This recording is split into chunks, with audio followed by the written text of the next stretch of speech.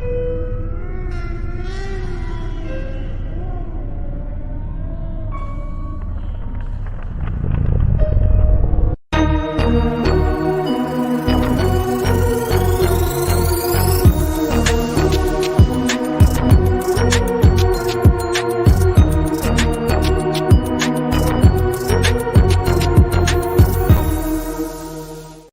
what's up, everybody? Welcome back to Voices from the Mausoleum, and welcome to the final episode for this round of franchise lives for the summertime.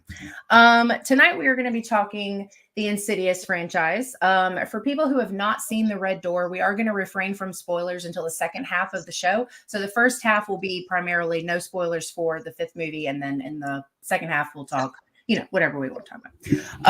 And tonight, I am joined by a face that is not a stranger to the channel, which is Tasha Reynolds, has come back. Tasha's been here before. I think people are super familiar with her. And then better be.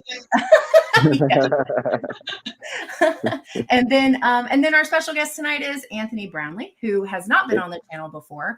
And that is super, super exciting. Love meeting new people and having new people on. So thank you for making time for that, Anthony. Absolutely. Yeah. So we're going to kick off with some introductions. We'll start with Anthony. You guys just take, a couple minutes or whatever and talk about, who you are and what you do. Hopefully many of you out there know me, at least in the horror community. Yeah. I'm Anthony. I have been a writer pretty much since I was a kid. And it's been close to 20 years ago now, I've started writing books, and that's pretty much become a big thing in my life. I've always wanted to tell stories, and that's because of A Nightmare on Elm Street, the first horror film I ever saw. It kind of was my gateway into this, madness called horror. So it's always been a part of my life for as long as I can remember. Mostly what I do write about is horror. And of course, some of you may know me from Fred Heads. Me and a group did a documentary that premiered actually last September and became available this year. It was all about the fandom of A Nightmare on Elm Street and how that community itself helped shape lives, change lives, especially, me and my group of friends, because without that film, we wouldn't have become friends. And so it was a big deal for us, and we were so excited that it was able to come out this year, and it's gotten so much talk about us already, and it's just really good that that it's really focusing on the community, because I think that's really important. Yeah, and that's on Tubi, right? Yes, you can actually get it on DVD, Prime Video, and recently Tubi. Yes. There you go. Cool. Yeah, and you have somebody that stopped by for you, Casey Robertson. Hey, Anthony, I remembered. Oh yeah, he told me that he said he's going to try to remember to come on. So, Casey. Well, nice to see you, Casey. Thanks for stopping by and showing love.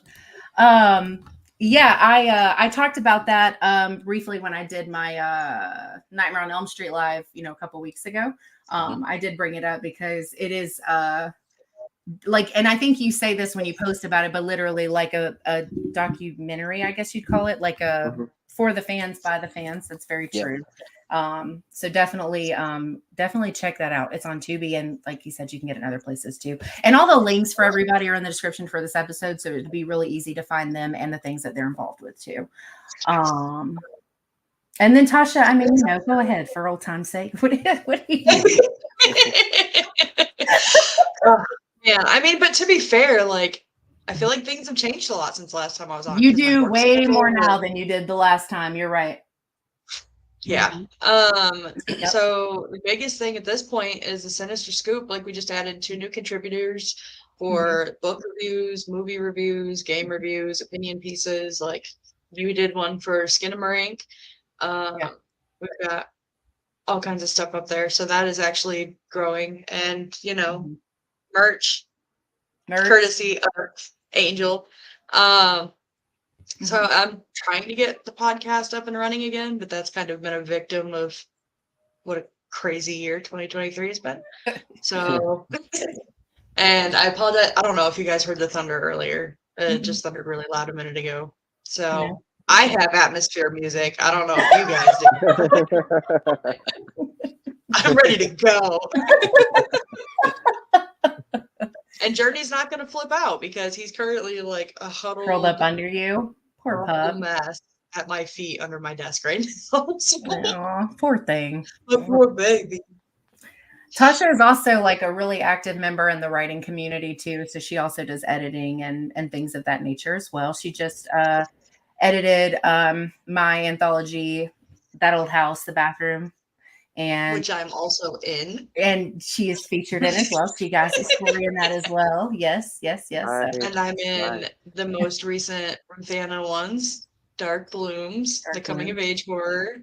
They just announced that one yesterday, right? The table of contents. Yeah. I feel like I'm legit now. So there's that. Well, you're legit the first time you write a sentence in anything, notebook, doc, whatever. That's legit. I know. You know how it goes. Yeah, I do. But yeah. Cool. So that's our panel for tonight. These are the folks that we're talking Insidious with. And we're going to kind of start off with our rankings first before we jump into anything. Hey, what's up, Lexi? Thanks for coming by. Lexi. Tasha.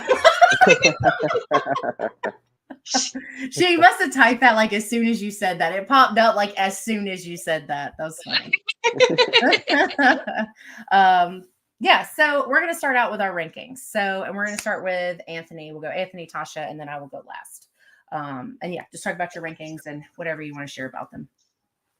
I guess I'd say, well, I'll go from, I guess, least to favorite, I guess. Yeah.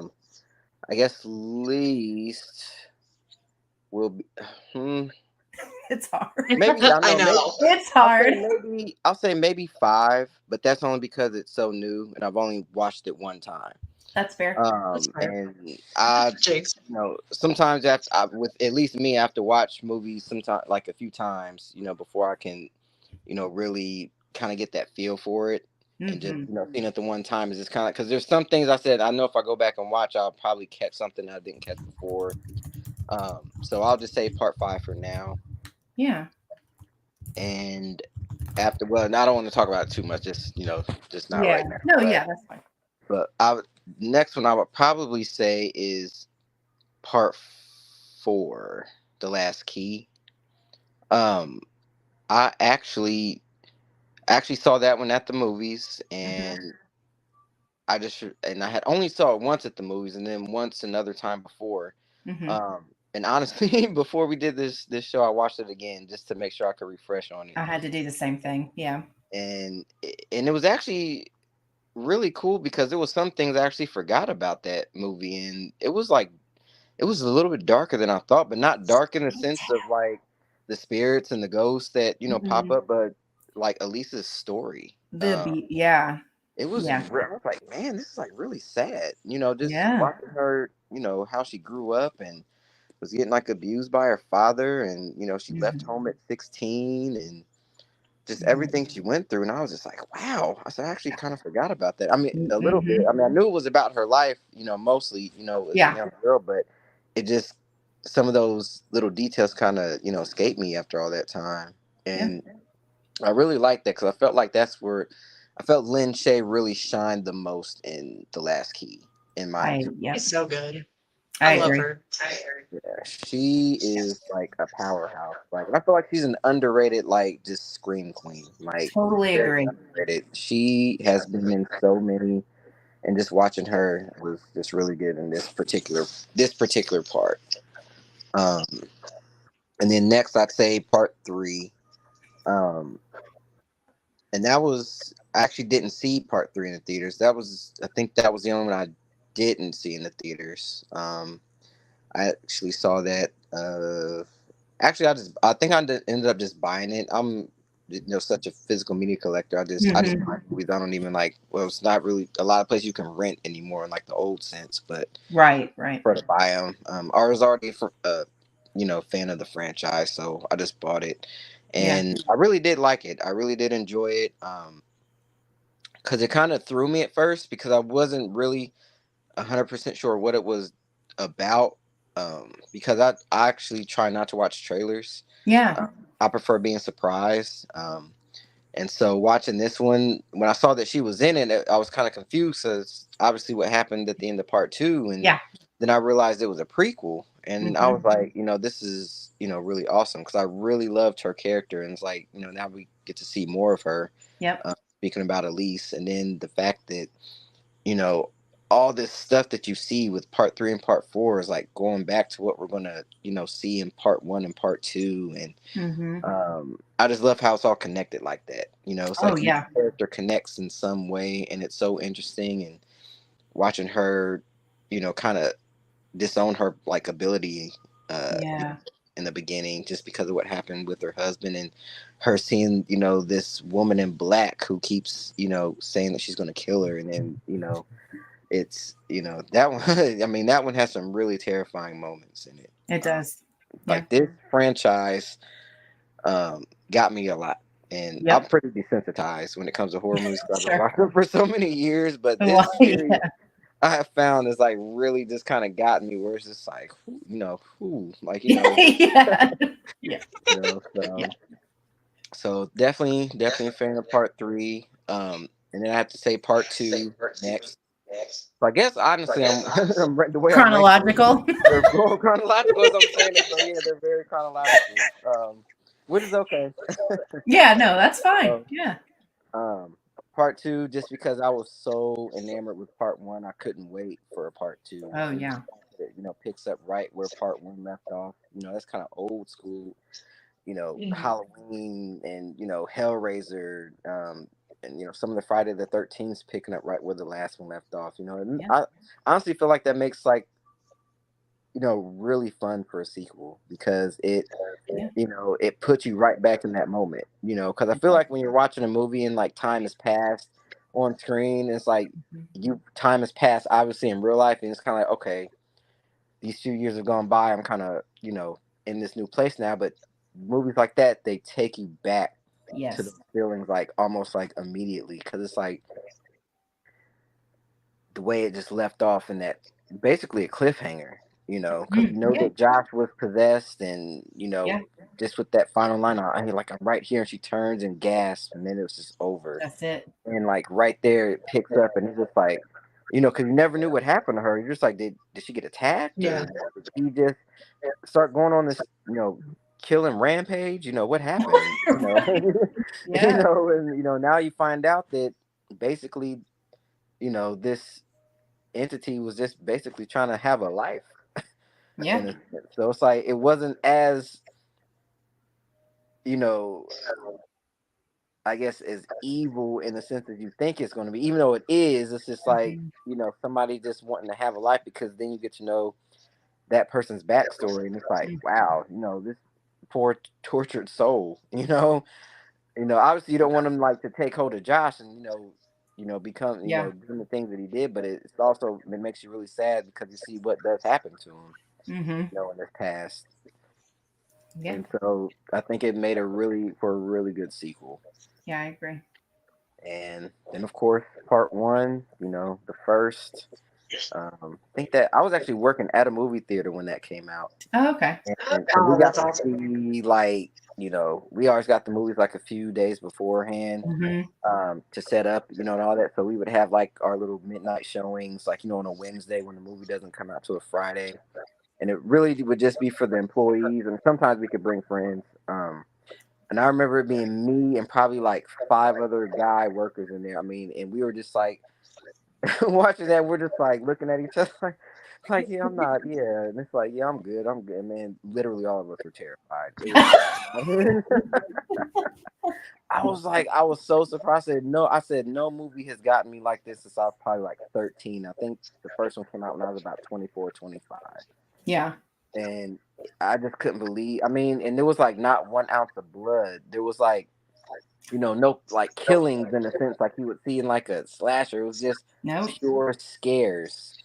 And I really love the fact that a movie after, pretty much, well, at that time being, so modern day in the 2010s, that could really affect me that way. And I think it's why it's still my favorite of the franchise is part one, because of those reasons. Yeah. Yeah, I think I was talking in a group chat, I think, with Horror Fiend about the Red Door and going to see it, and somebody, or maybe it was on video or something, but anyway, it was a conversation, and like Rick from Horror Fiend is like super picky about PG-13 horror, and he was like, well, this one's going to be PG-13. I was like, they've all been PG-13. Right. And to me, Insidious is one of the franchises that shows that PG-13 horror can still be really good horror. Yeah. You don't have to have, you know, the rated R. I mean, obviously there's some things that work better in a rated R setting that you can do more in, and that's fine. But this is a perfect example of a franchise that can be PG-13 from start to finish and still be really effective. So yeah, I agree with everything you said. Because this isn't a slasher franchise. That's what people try to tell some people. It's like, it's not a slasher franchise. This is more like, I always call it, it's fantasy horror. Yeah. And that's a different kind of realm in horror. And like, you can do a little bit more than what you would typically do in like, slasher rated R, because you can go a little bit more beyond the scope. So. Yeah. Let me do these really quick before we jump to you. Side note, I love Anthony's beard. Oh, thank you. I told Lexi, Lexi, Anthony is who I shouted out in our Nightmare Live because she was in it with me. And I said, he's the one that did the documentary. So she said, I just watched the documentary yesterday. Oh, nice. Nice. She says Elise is the best. Totally agree. She is. Yeah. Casey, I watched the documentary too. It was great. Need to buy the DVD though. Oh, hey, Hughes. I was surprised to see it was PG-13. I'm going to be honest. I forgot that it was PG-13. I wasn't even thinking about it at the time, but then it came up in conversation. I was like, aren't they all PG-13? And sure enough, I forgot because they're good. I didn't really think about it. Yep. Yeah. That's how I felt.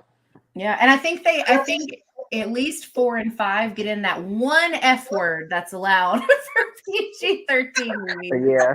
Because that's it. Like, you can't say anyway. So I forgot they were PG-13, but only one. Yeah. All right, Tasha, what's your rankings? So I know it's hard, dude. I feel the same way. I know, yeah.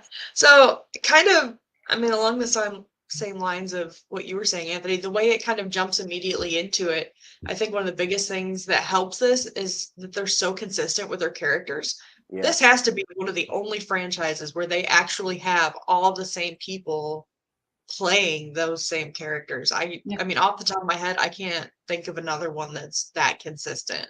No. So not with that many of the same. No. Yeah. Mm-hmm. So it makes it harder for me to kind of distinguish between them. Mm-hmm. I feel like.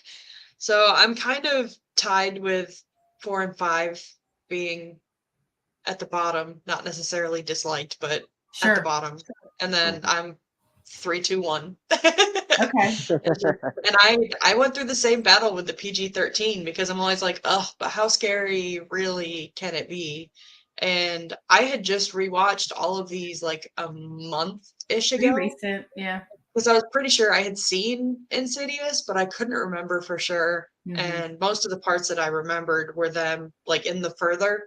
So to see all of them again was, and in quick succession, was great. But yeah, I kudos to them for their PG-13. And I just saw The Red Door Sunday in theaters, and the friend that I went with was laughing at me because I had my feet up on the seat in front of me because I'm that person, but there was nobody sitting there, so it's okay. But I kept jumping, and she would just laugh every time I did. I'm like, I can't help it. Like, it's just, they get me. So they're consistent. Yeah. Absolutely. Yeah. Lexi says Insidious 3 is me and I think, is it Kaylee? Is that how you say your daughter's name, Lexi? I think that's right. Their favorite. That is a really good one. It is a good one. I was telling you, I will tell you this. When I went into the third one, I honestly kind of went in expecting to be let down because it was a prequel. I didn't really know how that was going to go. I think the only other franchise I've seen that has done that I think did a great job is Underworld. That's the only time I've ever seen them do 2 movies and then a prequel, and the prequel be phenomenal, right? So I was nervous going into that. So my rankings is actually vastly different from y'all's. And I had a really hard time because honestly, I feel like they're all really the same level. It's really hard to rank these for me. But I essentially ended up ranking it based on the way it made me feel emotionally, and that's how I had to rank it. So my last one, number 5, is going to be The Last Key. My 4th is going to be the first one. I know. Remember that I said, though, they're really all the same. No one be mad at me about this. Nope, so Julie, I'm pissed. Let me just mute Tasha. No, I'm just kidding. So it would be Rude. 4, 1, and I think the only one that's going to stay in its order is 3, because I really liked 3. I thought it was a very it was just really interesting, like what Anthony was saying about getting to see this part of Elise as just at a different time before she was this, badass that we get in the first film. I mean, I loved her in the first film, and so seeing her in that way, I thought was really cool. And it was nice to see a less, just someone with a little bit less conviction at that time, because she was just a different person. She was in a different place. So my number 2 is actually The Red Door. Nice. And then my number 1 is the sequel, is the second one.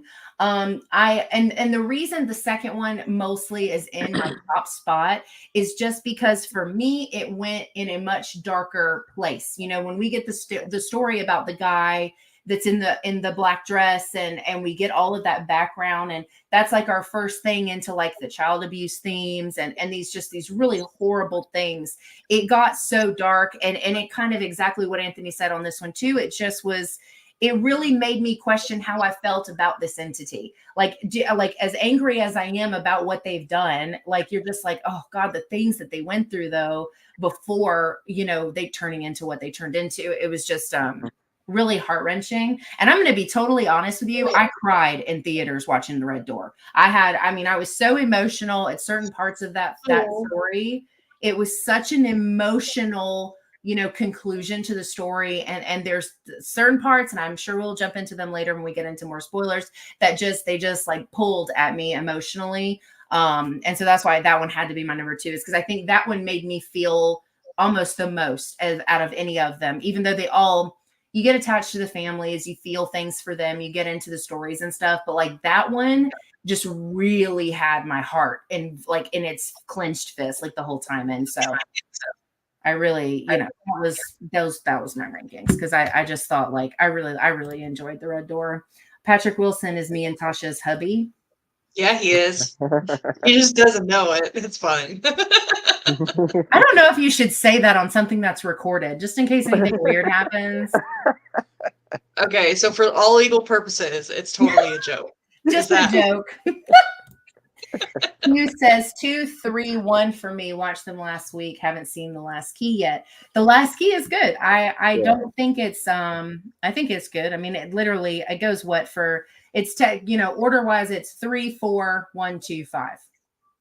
Timeline wise, I think, right? Yeah, that's a good one. Hughes, you should definitely watch it. If you like the other ones, I can't see a reason why you wouldn't like The Last Key. Hughes, same, but for me, 3, 2, 1.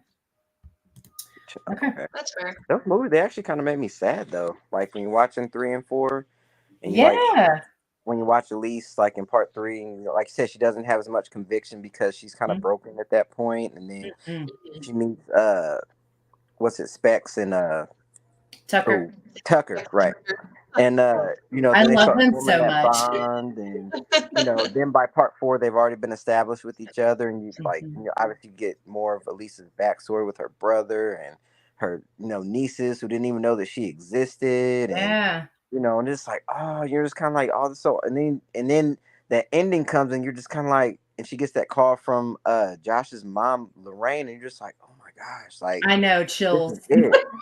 This Yeah. is like that moment where she's going into her final days, and it's like, oh my gosh, like That's true.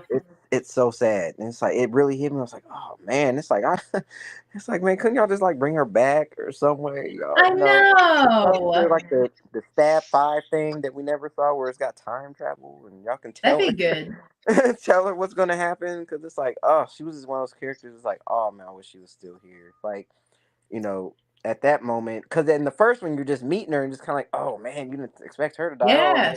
But then you really get to know her. It was almost like how I felt when, Nancy Thompson was killed off at the end of Nightmare 3. It was just like one of Yeah.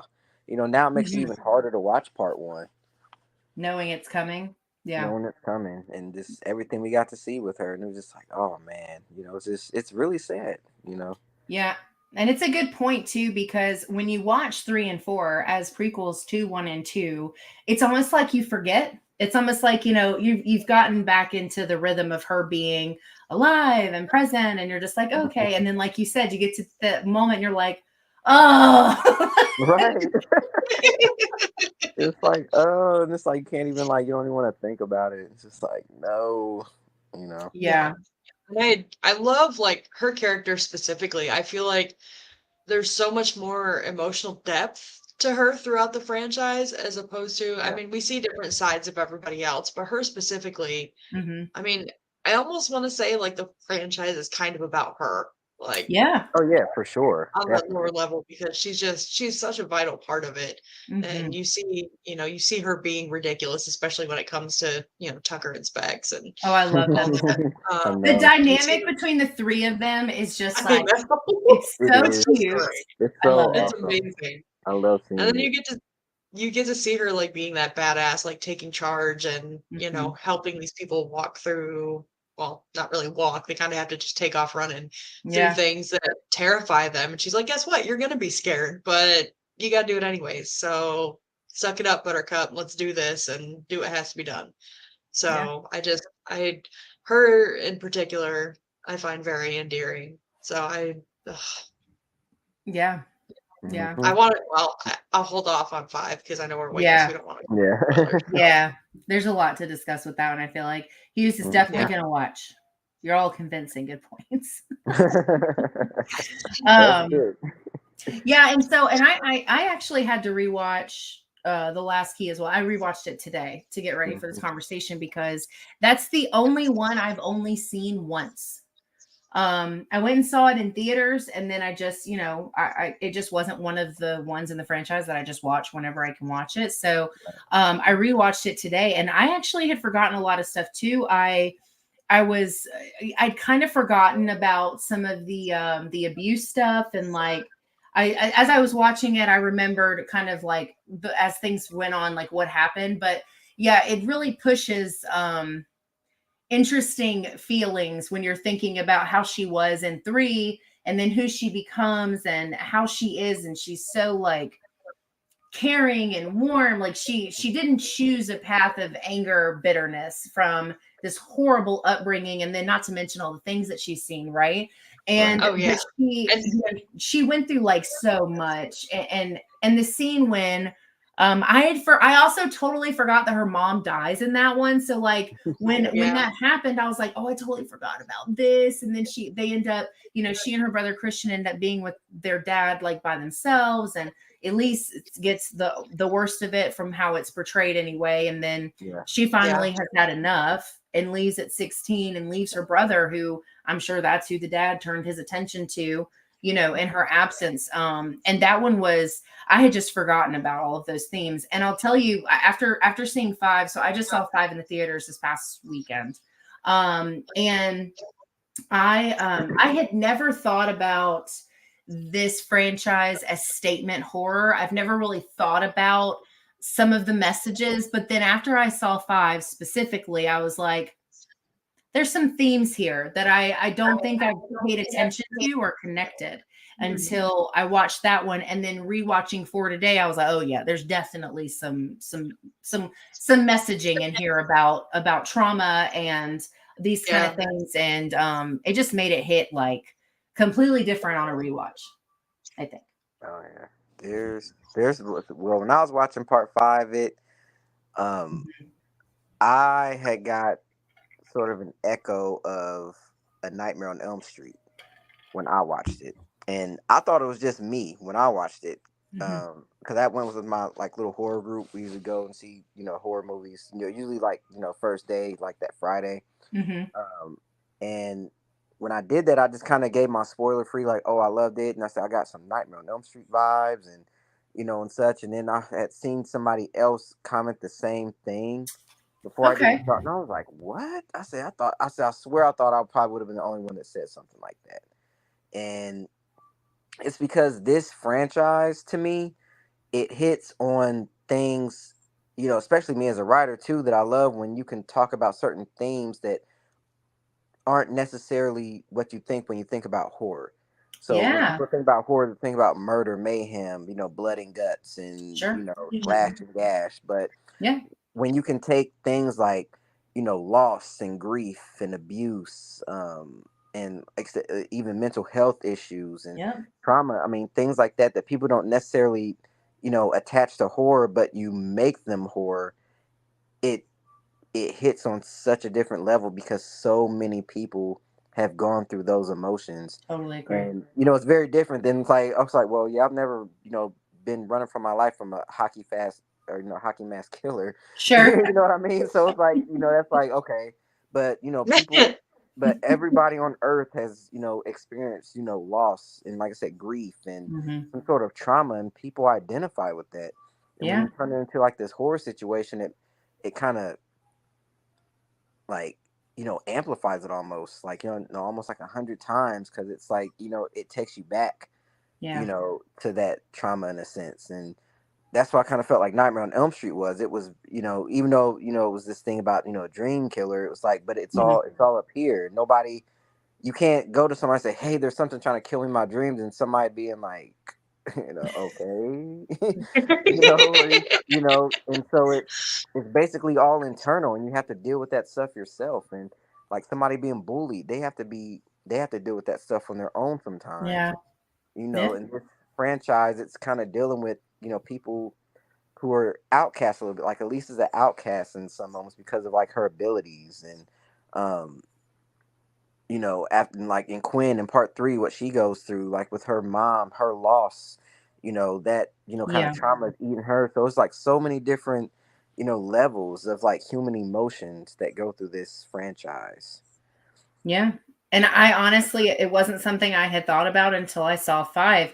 And then it made me think about all the things I connected with. And maybe that's why I was able to care about certain characters so much, or why I was able to bond with them while watching these films, because I could relate to some of the things that they were thinking or feeling, or some of the things that they went through. Yeah. Right. Yeah. They touch on like every base, because there's like the concept of supernatural evil, there's human evil, as Real opposed to monsters. just, Yep. Mhm. us versus them kind of thing. Yep. And then like you said, I'm usually not a fan of, well, this, I'm usually not a fan of like things that make me emotional. But there's so many things for sure in terms of the different family dynamics and pieces that have been missing, pieces that were there and probably would have been better off gone, Yeah. like at least dad. But of course, we get so many possible explanations for that in terms of whether, was that actually him or was he being influenced? But And then what does that represent in a bigger scale, right? Because yeah, it's a type of like there's also, especially in 4, there's that common theme of things being passed on. The mhm, ability being passed on, the abuse and the abductions being passed on to anybody that, it's an interesting thing of these cycles coming and then these cycles breaking, like with Elise's Right. brother not being, a piece of garbage father, yeah, and stuff like Mhm. that. So yeah, it's a good point. Yeah. Yeah. And it's like this, and the other things of like, when you try to repress something so much that you actually are giving it power. When you try to yeah, forget things, and it's like you like, they Yep. say just forget it and just move on. But when you don't really face it and deal with it, it's literally eating you from the It inside out. festers. And Yeah, I got that, especially I got that a lot in 5. 5. I was Obviously, just thinking the same you thing. know, Yep. and it's like, absolutely. because most people will tell people that, just, you know, kind of, just forget about it and such. But to me, like, just in my life, I've always been like, always, whatever you're going through, always grieve Yeah. it, cry over it, Mm-hmm. mourn it, Mm-hmm. but don't get stuck there. Yeah. Move on naturally. Don't repress it and act like it didn't exist or your emotions didn't exist, because that's literally a silent killer in its own. Yeah. Yeah. Yeah. I had a It just, couple. it manifests in so many different ways when you don't deal with Right. something, and just can take over every time. Did he move? Yeah. He's been laying there like doing absolutely nothing, and then all of a sudden he's like trying to get his 92-pound body out from underneath my desk. Coast is clear now, I guess. I had a couple of these I'm gonna do really quick. Sorry. Hi, Al. Thanks for coming by. Dice, what's up? Bonjour. Bonjour. And then Casey, what series do you like better, Insidious or The Conjuring? I'm a bigger fan of the Conjuring movies. That's fun. I actually just finally finished The Conjuring 3 like this past Sunday. Oh It wow. only seemed like maybe like the first like 20 minutes of the third one, and I forget what something happened. I just didn't finish it, and then I actually finally finished it. That movie was very dark, very dark movie. Yeah. I need to rewatch the Conjuring ones, but overall, I feel like I care more about Insidious, like especially with them keeping the consistent characters and stuff. I agree. Because nothing kicks me out of something quicker than them trying to get a different actor to play the same character. So to see them, like, I feel like I'm that much more invested in it because it feels more like a real family. Yeah, it's like a TV show that you're watching every week, with the same characters. You get used to it. Well, and I just did, Al was actually on my Conjuring Live. That was one of the other franchises I did for this summer.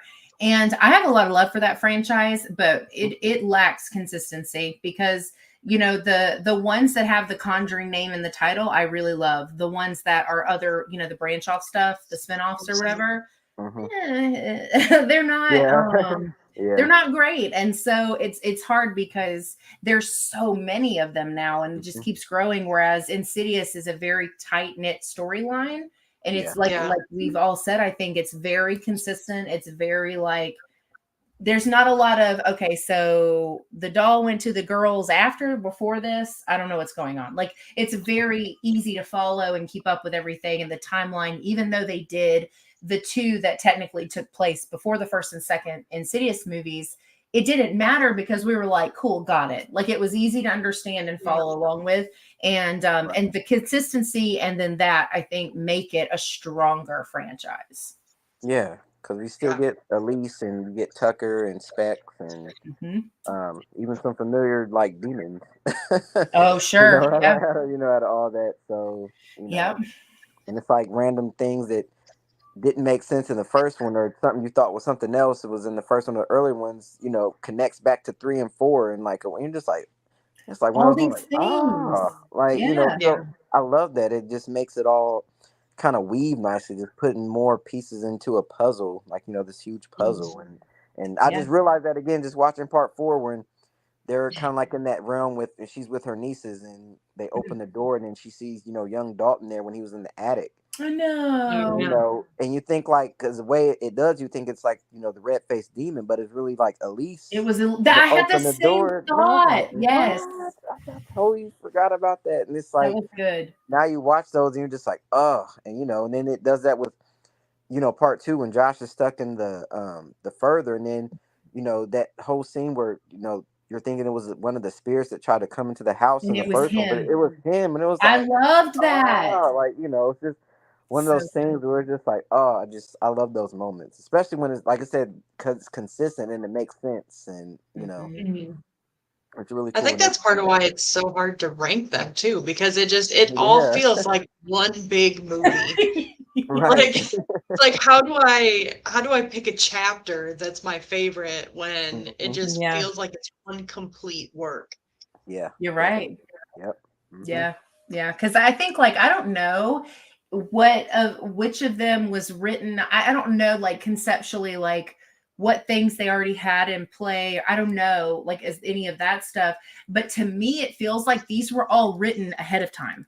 Like it didn't ever feel like they were like, oh, that one was really successful. Let's get something together so we could do another one. Like the way specifically, especially like what you were just talking about, Anthony, with Josh setting the alarm off and doing all of that stuff, the way that they tied in 1 and 2 together, like if that is something they wrote after the fact, they are some brilliant writers because it went seamlessly into the second film. And the same for the others. Everything was so connected, like it had always been intended to be that way. And I don't know if that's the case or not. I don't know, but it definitely felt like it was like they just already had all these written. And then I noticed too, like when I was rewatching 4 today, the mask that Elise wears. Yeah, which is horrifying all on its own, by the way. It's weird and I love it. Yeah. It's in 4. Like it's part of that suit thing that's in the basement, I guess. And then you see it again on a shelf. It's just chilling there. And I thought that was an interesting thing because I saw it and I didn't remember seeing that from the first time, but I saw it and I was like, oh, like it was just seeing it had like an immediate impact on me, you know? Right. So, yeah. Super consistent franchise. I love it a lot. And I think like one of the things I noticed, so we went and saw Insidious 5 this past Saturday, and it was one of the things that I had kind of forgotten they do really well, at least in my opinion, is the holdout for the jump scare, because these it's a very jump scare heavy franchise, which normally I'm not into, but the way they set these up, they're not only effective, they linger like way after the fact, but they take forever to happen. Like the scenes, like, and I know we're pretty close to getting into when we can talk about 5 a little bit more in depth, but like there are parts where we were like clinging to each other, like any moment now, come on movie, like you're killing me, because we're waiting on that jump scare and we know it's coming, but they hold it out until the absolute perfect moment every time. And I'd forgotten that was like an Insidious thing. Right. And they do that like right as probably where you feel like you're like, okay, maybe I can breathe. Yes. And then it's like, like bam. That's how they do it, which is I love that about Insidious. Like they had like they did that with I noticed that in part. It's like, it's like something in Insidious always catches your eye in the background, like every time. And like every movie, and like in the last key when Elise is in the house and they're talking to her through the earpiece, and then you just see that shadow like lingering. At first you kind of like look past it, and then all of a sudden you see it moving, and it's just like, and like you like, hold your breath, like oh, like, and then she pauses, and then you're just like, and she turns the light, and then it's just like a coat hanging there. It's like, I was like, oh my god. Like, oh. Like, it's like I'm just like waiting for something to happen. It's like, oh, and they're really good at doing that. And it's just like I said, this is like the one franchise that, out of my desensitized horror brain, that's just like saying like, oh yeah, we can still get you, So this is like the series. So that's why it's, I was really looking forward to 5 because I was just waiting, because it'd been so long. What's it been, like 10 years between that one and the last key? Something like that. Yeah. So I was already just gearing myself. Like this was probably part 5 was probably like one of my at like top 3 anticipated horror movies of the year when I found out that it was coming out. And the fact that they were, bringing back, the same character, Ty Simpkins, playing Dalton again, and then even using younger brother Foster, which I saw he hadn't even been in the movie since part 2 came out. I think he does music now and then, but they brought him back, and it was just like, I was just like that. I just love it, because they could have easily just gotten the new actor to play him as older, what and whatnot. But I mean, I think they knew better. Yeah, it, like I said, just makes it weave nicely. That makes it just, just kind of brings it in a little bit better. Yeah. So the last thing came out in 2018. Oh, really? Really? Dang! Why does it feel like it was like? It feels like it was at least a decade ago, but it was 2018. Wow. And I think one of the things that Yeah. They do really well too in terms of, I mean, with it being such a tight knit story, is there isn't a movie you watch where it's like, they really could have cut this out, or this is like, dead time where there's really nothing happening. It doesn't matter. It's irrelevant. Like everything comes back to play at some point, and they make excellent use of maximizing what they've got on their screen. Like you said, there's almost always something happening in the background or some important picture that's been drawn that you need to see. Like they made the most of what they had in every movie. And, I seriously can't think of, out of the 5 of them, of any part where I'm like, nah, we really don't need this. No, you're right. Exactly. Amazing. Yeah, especially considering some of them are almost 2 hours. Yeah. Concise timelines for movies, when movies once upon a time were only like an hour and a half, is, that was more common. And then now that films are 2.5, 3 hours, there tends to be a lot of fluff and stuff that could be removed. And, which, we were comparing Insidious and The Conjuring. I think The Conjuring has a lot of stuff that could, in not all of the movies, but definitely some of them that could have been removed, and a more like tighter timeline for the events. But yeah, I agree. I think that is definitely something that Insidious does really well. There's not a lot of wasted time or space. And sorry, I was reading. Al says it's got the Coraline effect where every frame has so much detail you always catch something new. That's a good point. Yes. And they also kind of tying it back into not just what Al said, but also what Anthony said, is like when you are looking in the background, they also have shots of things that don't necessarily come out as anything else further. So like specifically in the first movie, right, when we get that shot of the little boy under the coat rack. And you're walking through, when she's walking through the new house, and it's just there. It never pans back. She doesn't react. Nothing comes of that exact moment. But there's things like that in almost every one of these little things that are uncomfortable and there, but they don't technically address them. And it's like, I remember the first time I saw the original Insidious, I didn't notice that little boy. I didn't notice them at all. Cause he's like up against the wall. She's like walking around, like he's like facing the wall, and I probably didn't even notice that maybe until like the 3rd or 4th time that I like watched it. I was just like, I said, wait a minute, I said, was he just standing there that whole time? And like I didn't. And then you hear that song later on, like just us talking about it right now, like that's like I literally like feel my skin just like just getting creeped out, because that whole scene just that laugh that he had, that little, well, I guess he wasn't a little boy, but he did that it's a creepy laugh. And it was just like, and then that song started playing by, oh gosh, that they've ruined. I don't think I've really ever heard that song before I saw these movies, but it's like now when I hear it, it's just like I just cringe hearing that song by Tiny Tim. Just like, oh man, that song.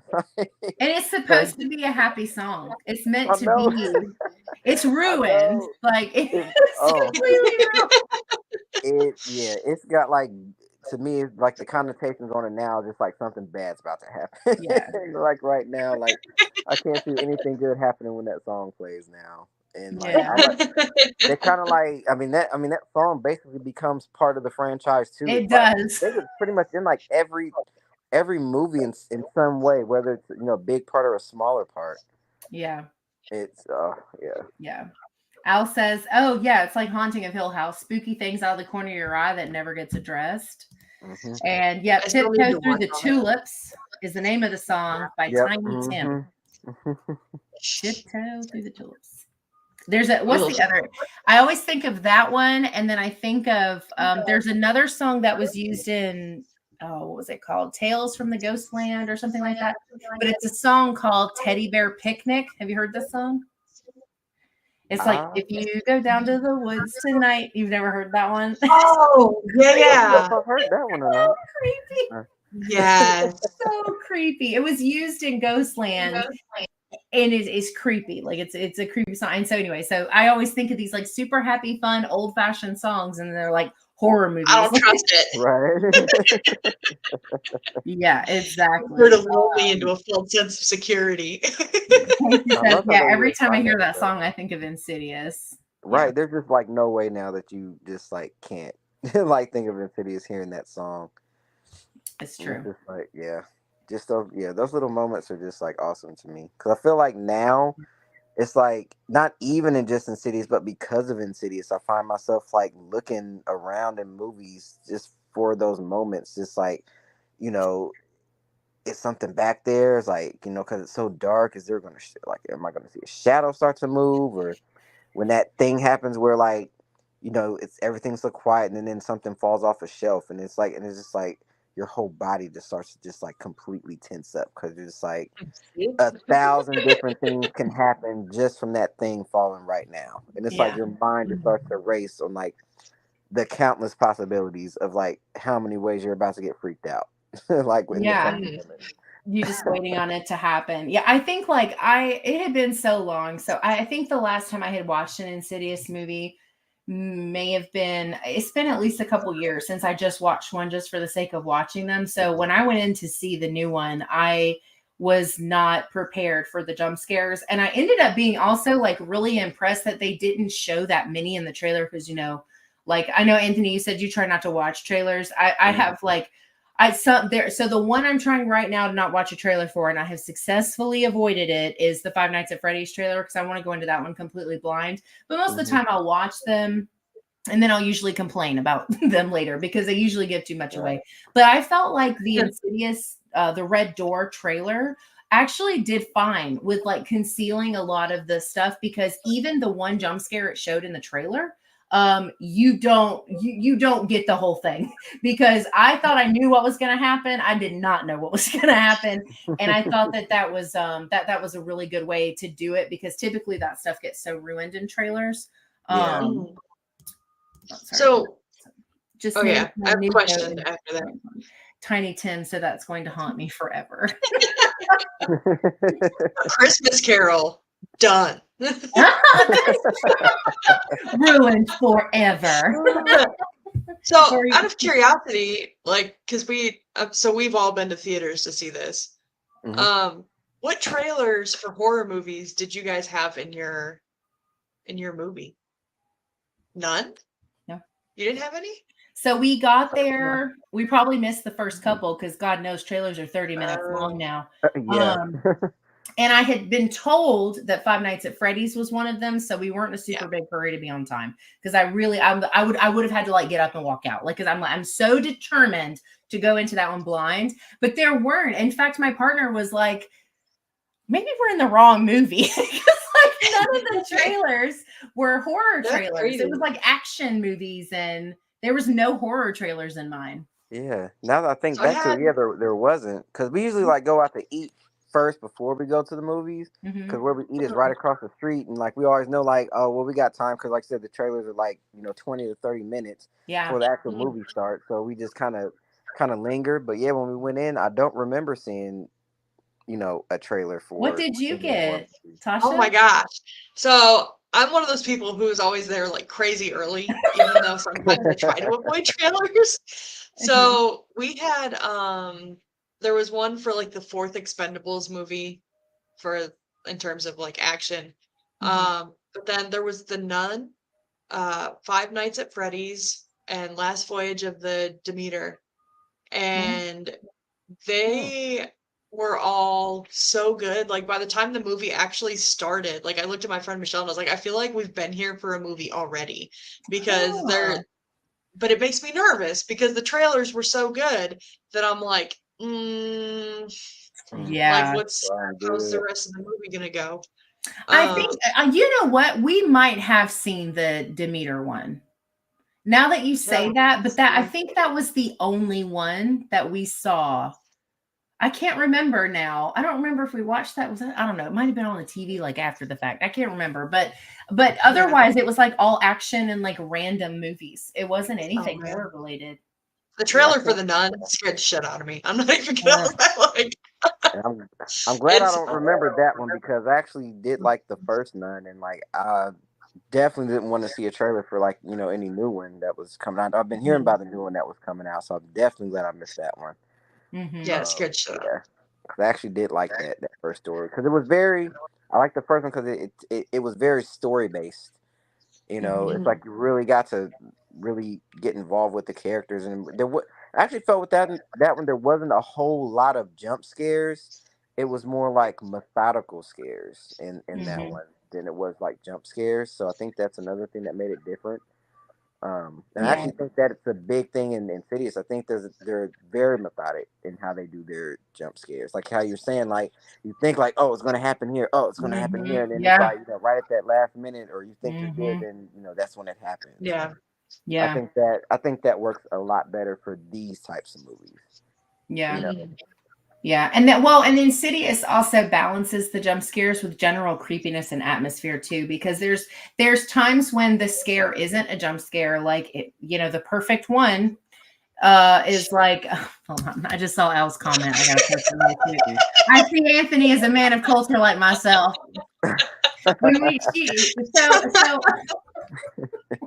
So they were on my Conjuring live, which I think I said earlier, but so they ranked The Nun really high.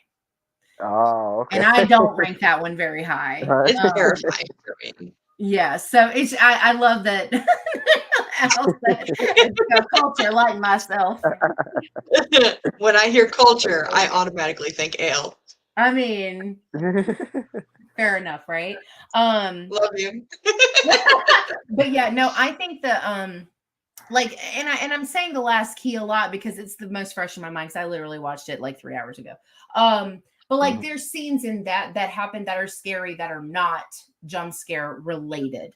Like when you see the creature crawling on the ground, that's not a jump scare. Like that's just a slow, but they do that in some of the other ones too, where you see it as it's going on and it doesn't actually turn into a jump scare. And I think that that's one of the reasons the jump scares work so well is because you already are getting things that make you uncomfortable, things that creep you out, things that are like, oh, I don't like that.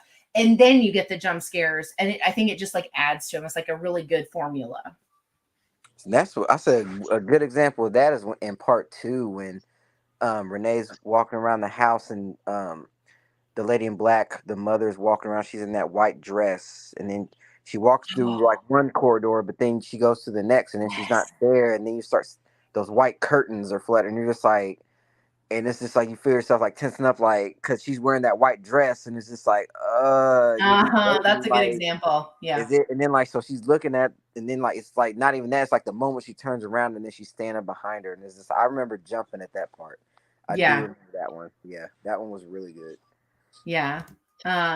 Casey says I wasn't a big fan of The Nun, but the trailer for the new one looked great. I do think the trailer for the new one does look good. One of the weakest links for me is I don't know how to say her name. The sister of Vera's sister that plays the main character in The Nun. Like Tessa, something like that. Tysa. I don't know. I don't really think that she's a very good actress, and so I didn't like. It was hard for me to care about anything that she did or said. So it was hard. That one was hard for me because I didn't really like her in American Horror Story either. She just kind of plays a very like meh kind of human being. So that was one of the weakest links for me in that one. But the trailer does look good. I think like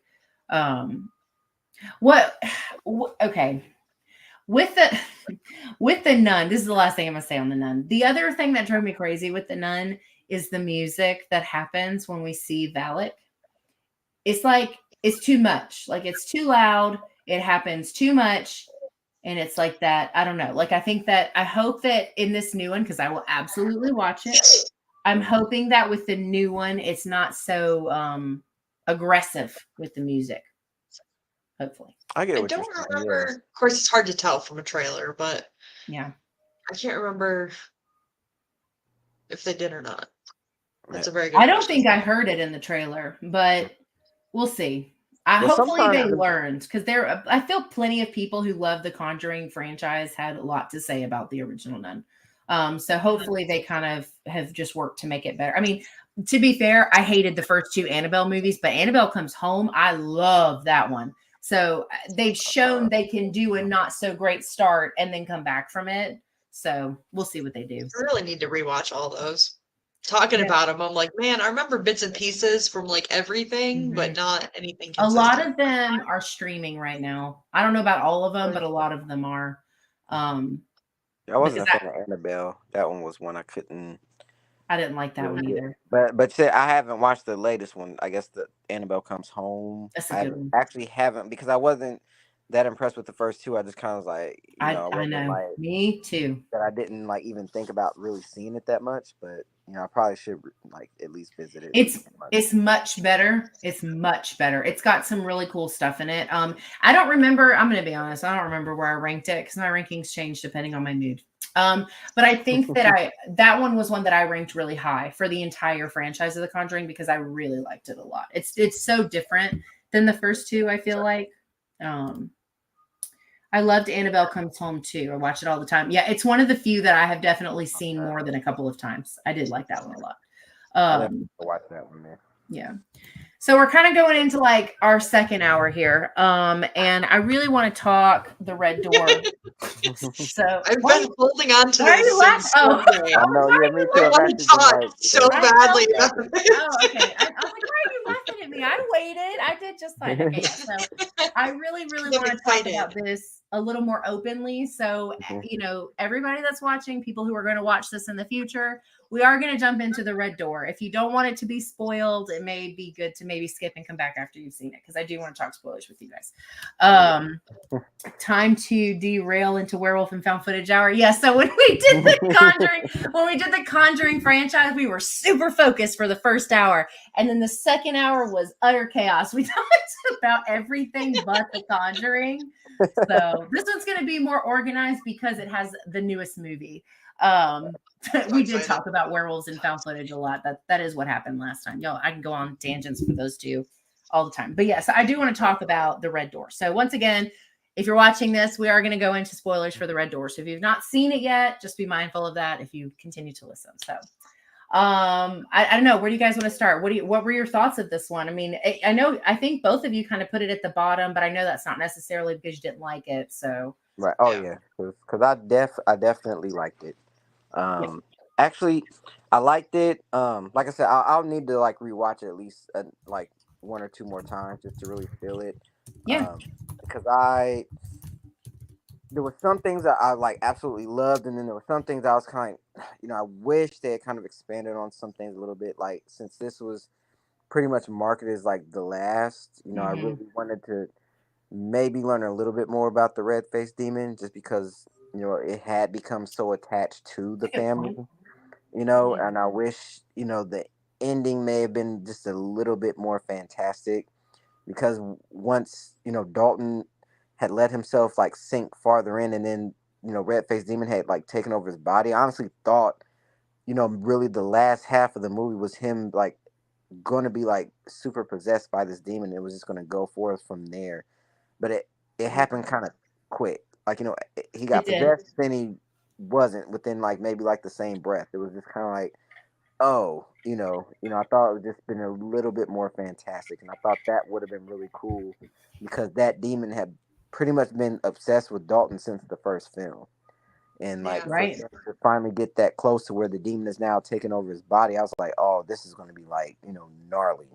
Like, I was just, I thought, he was going to like go to class and this, or something. Yeah. The demon might be in him, and, all this stuff was just going to happen. And just wreak total havoc.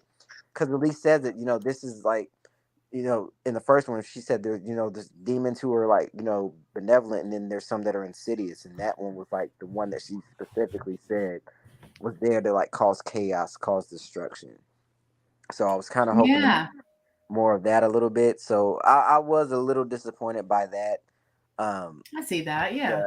But overall, as a film, I thought it was really good. And just to watch Josh and Dalton kind of descend, because again, this thing that they had dealt with, that they were repressing so much, was coming back, full force. And they repressed it so much that they didn't even know why.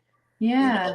And just to see that Josh and Renee were divorced, and was like, that was like a shot to the gut. I was like, what? I wasn't ready. Yeah. I was like, I was starting to get a hint when they were talking. I was like, why are they kind of talking like Yeah. they're not together or something? Then all of a sudden, like they kind of did that weird like hug. I was like, are you serious? Like, Yeah. are they divorced? Are they separated? And then like he's Mhm. not even like cool with the kids, or at least Dalton. Like they're just kind of like not cool. And because I grew up with a father that I wasn't very close to, so I know exactly what that feels like when you're like maybe Yeah. talking and just kind of like okay, you're not really trying to you know Yeah. like, hear each other, and it was just kind of like like because honestly I was like I said, I didn't really watch any trailers, so I was kind of thinking like 10 years has gone by, and like and they're just kind of like you know, living this happy life because now they've forgotten, and then things start to Yeah. happen and they're starting to remember. But it's like, it was in a totally different realm. It was like Yeah. the repression had basically, expanded out, that it caused, disruption for the entire family. To the point that Josh and Renee were divorced. Hmm. And then to like have that opening of Lorraine's funeral, just like it's like y'all just like doing all these double like like Lorraine's gone and Josh, and Renee are Yeah. divorced, and him and Dalton aren't close. And it's like, man, it's like a smack, a punch, and a kick, like all at once. All at one time. It was like, geez, like It's setting us up for the emotional journey that the film takes right. us to. Didn't Yeah. the actress, I might be wrong, didn't the actress that plays Lorraine, didn't she die in real life? Did she pass No, away? no, I think she's Don't still alive. know. Yeah, Okay. That's a Barbara very Hershey. good question. I think she is still alive. Okay. I was thinking she had passed and that was why they went that direction with it, but maybe Uh, that's not the reason at all. But I think they uh, start out with all of that heavy because it's literally the whole story is this emotional Hmm. journey through all these things and like and that honestly the fact that because I definitely felt the same way. I was like, oh my, I was like, what is going on? I was like really sad because you're thinking after all that, they should have all been like super close. And Right. then like it was like whenever same thing when we learned, they're divorced, Dalton doesn't seem really none of the kids seem really connected. And they added another kid. So at one point they were better, or at least better enough to make another kid, I guess. But it was one of those things where it was like it's a testament to what they've been able to do to us as viewers with these characters because we were like, wait, what? Like we cared about the setup for this story because we thought we were getting the Happy Lambert family that we left because everything was better now. And then it's yeah. like not so much because exactly like what you said, everything they went through was repressed so badly that it created this fog in these two people and they weren't able to be connected to each other or anybody else anymore. It just was just a very heavy setup for the story. So the little girl, she was actually the baby in the first one. Hmm. Oh, I forget about Yeah. that. You're right. Yeah. Yeah, that's her. Yeah, Yeah. that's You're the one you right. said. I Another forgot kid. about the baby. I'm thinking about the two brothers. You're right. Right. Yeah. Yeah, because you said the But other I kid. feel I was like like what? And I was thinking like back. I said, I missed I it. totally forgot they had a daughter because when they show her yeah. bigger, I was like, who is this? Like, I totally Yeah. forgot about the baby. Right. I was very intrigued by how they handled the whole divorce thing because you Mhm. think about it and usually it goes one of two ways. Like either something like that brings everybody together or Yeah. they get through it and just realize that they're not Mhm. compatible anymore. Hmm. They just can't keep together after that. But because Josh doesn't have memories of it, like she has been through all of this, Alone. he in his mind hasn't. That's So true. he just has all these happy memories, and she's like, "Yeah, you tried to kill us and our kids when you were possessed." Like, so she's trying to, even though her Right. memories weren't repressed, she kind of has to on her own because Yeah. she can't talk to him about it. She can't deal with him She to process any of it. She's kind of off on her own little island trying to keep everything together, which I think she talks about at one point. Yeah, She's she like, says, I had to live with it this entire time. yeah, Yeah. And I never realized that it had affected her that because like we know that like he's possessed, it wasn't him, but yeah. with her it's like you tried to kill us, and like the way she was saying it, it was just like I didn't think that she had thought about it that way. Like, I mean, she says like, yeah, it, we knew it was that thing inside of you, but it was your face, Yeah. that I saw, that the kids saw, even though, And how do Dalton you had, get rid of that forgotten it. image? Right. And I was like, man, it's like, so they took that. So again, like I said, using like that trauma and all this So stuff good. that really has like caused like this ripple Mhm. effect. And it's gone way deeper than, because after part two, I'm thinking like, they probably just lived, like you said, lived like, like a nice, happy life after that, because they're forgetting about the further and like all the bad stuff. And like, it's like, okay, Yeah. now we can move on from this. But, you realize they haven't, and Yeah. it's causing even more chaos, And Yeah. and I have to it, say, like, in a situation like that, had Mhm. I been the wife, that I feel like there would come a point in time where I kind of resented the fact that he was able To to not just remember. carry on without mhm, remembering all of this, especially having to carry that load of like dealing with the children and everything. Like, I feel like it would get to a point where I would be like, I can't stand you. Like this is bullshit, And and it's I can't do it yeah, anymore. yeah. And it's yeah, a complicated thing because, when you talk about like couples that lose children or go through something really crazy like a child falling off a ladder and going to an assumed coma, like there are a lot, statistically speaking, there are couples that don't come out of that most of the time anyway, because there's yeah, so many emotions involved in grief, and you don't know how to process it yourself, let alone be there for the person who's going through the exact same thing that you're going through. Yeah, And so it was an interesting thing to kind of watch this breakdown, because when she, at least for me, when she gets this moment to finally tell him, she seems so relieved to finally be able to say something. Like, thank yeah, God. Like, I've been waiting on an opportunity to say all of these things. And then his immediate response is blame and to guilt about like, well, I didn't know any of these things. And it's like he's the victim here. Like, he's the one that had to.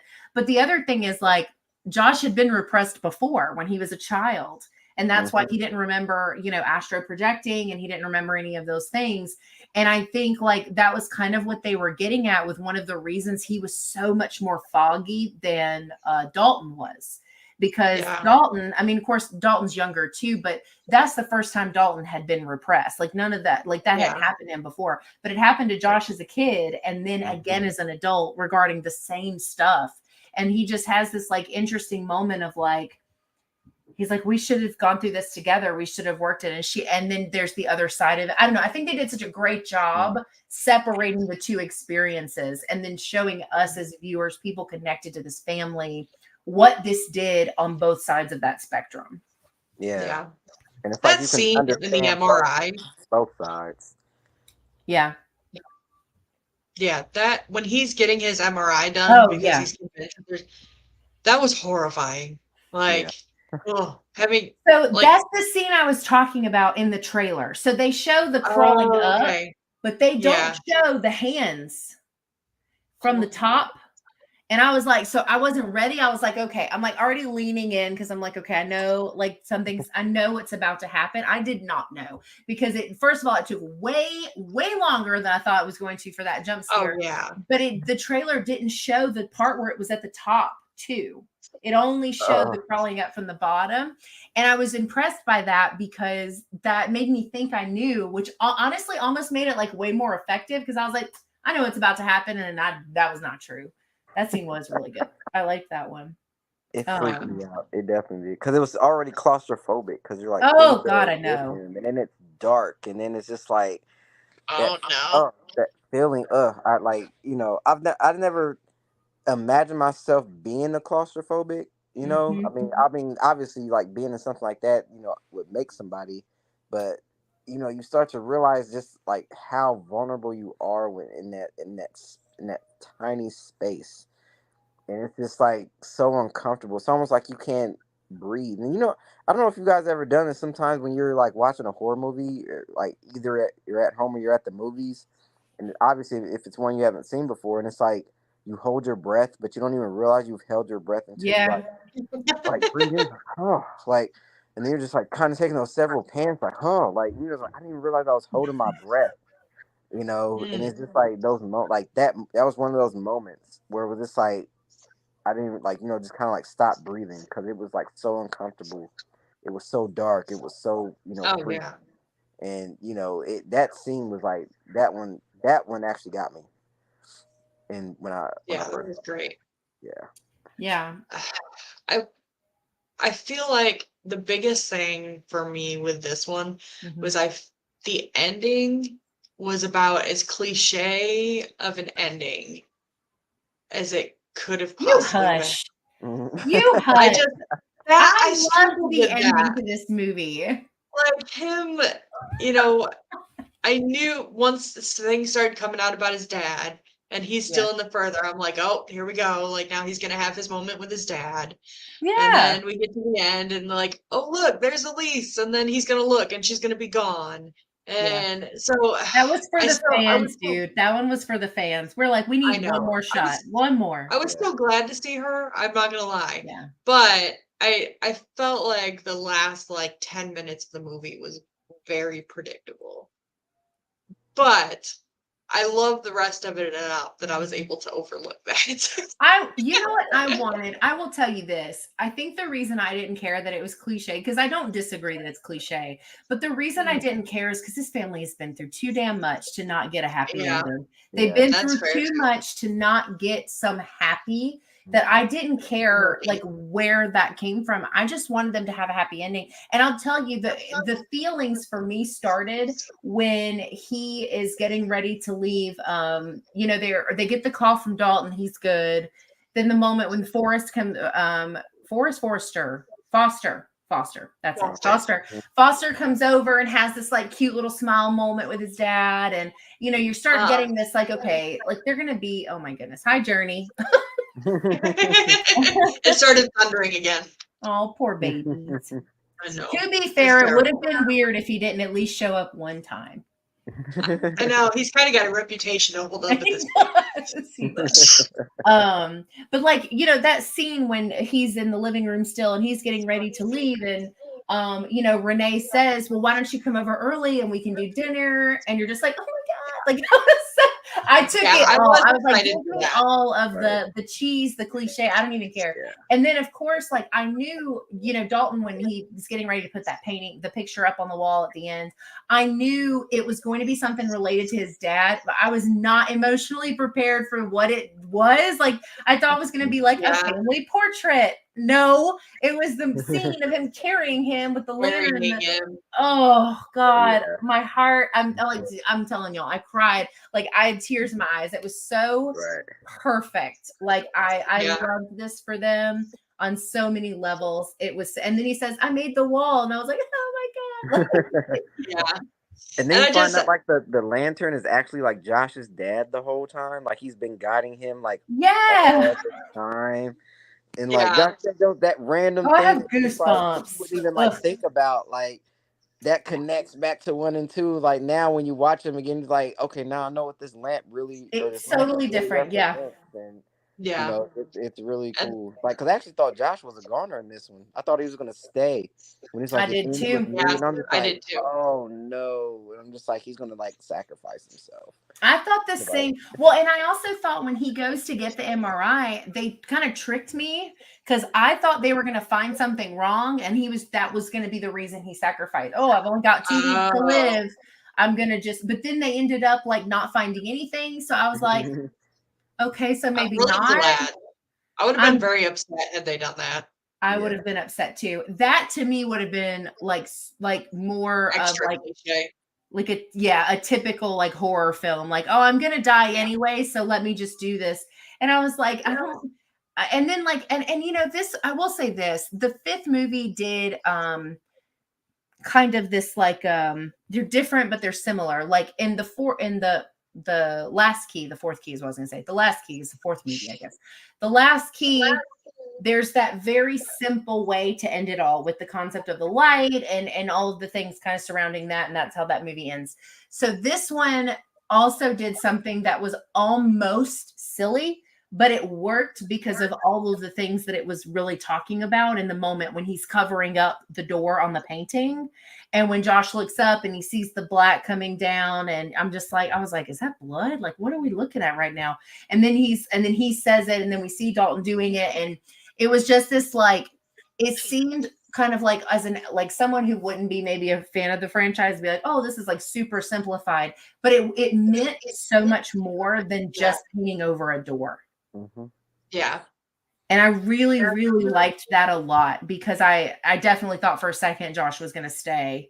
And then, I think like, I really liked the way that they ended it. And I really liked that they got a happy ending. And, you know, he said a thing to Elise when he walks outside. He's like, oh yeah, like something about living in the same house or something. And he was like, I don't know why I said that. And I was like, you're so cute right now. Like, because I'm like, y'all are going to work on things, and you are going to be together again and be happy. I don't know. Anyway, I really like it. Yeah. See, I don't mind like endings that are very like, you know, where it's like a simple solution, because because sometimes that's all that it needs. Like, Sure. Like I said, even though I wanted the scene between like, Dalton and, maybe the red-faced demon to be like more fantastic, but the ending itself, sure, like I really liked it, especially what you said, because of what it represented. And then like obviously, me going back again to Nightmare on Elm Street, because I felt like I saw like a lot of transparencies in this, like how they tried to repress Freddy so much that he came back, crazy full force. And then that's what happened in this movie. And then, the simplest thing to like, you think like, how do you destroy something like that? Do you need like an exorcist? Do you need like some kind of spell? Do you, what do you do to destroy Freddy? And all this is like, don't fear him.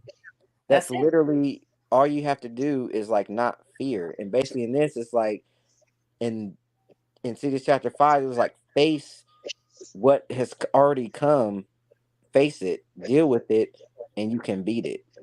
And that's what I felt. And that's what this was about. And like, that's what, because they wanted to repress it so much. Like, I felt like that was the only type of ending they could have done, was that they just finally face it head on and just say, okay, I know what this is now. Okay, let's just.